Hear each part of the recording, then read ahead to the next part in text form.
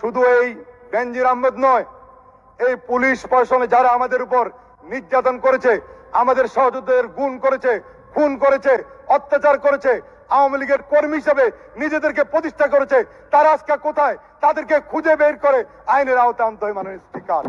শুধু একজন বেনজিরকে গ্রেপ্তার করলেই আমাদের কষ্ট শেষ হবে না, একজন বেনজিরকে গ্রেপ্তার করলেই আমাদের দুঃখ শেষ হবে না। আমাদের সহযোদ্ধারা আমাদের কাছে এখনো আমাদেরকে ডাকে, কোথায় আমাদের হত্যাকারীদের বিচার?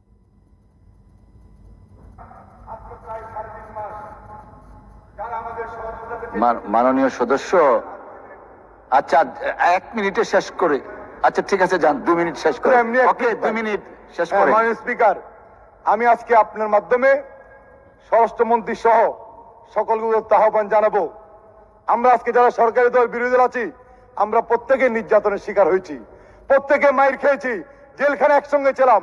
কিন্তু আমি চাই অনতি বিলম্বে যারা আওয়ামী লীগের কর্মী হিসাবে সরকারি প্রশাসনের পুলিশের বিশেষ করে দায়িত্বে যারা ছিল, যারা কাজ করেছে, যাদের নেতৃত্বে 18 সালে হাজার হাজার কোটি টাকা ব্যয় নির্বাচন হয়েছে, আওয়ামী লীগের পক্ষে কাজ করেছে, তাদের প্রত্যেককেই শাস্তির আওতায় এনে বিচারের ব্যবস্থা করতে হয় মাননীয় স্পিকার।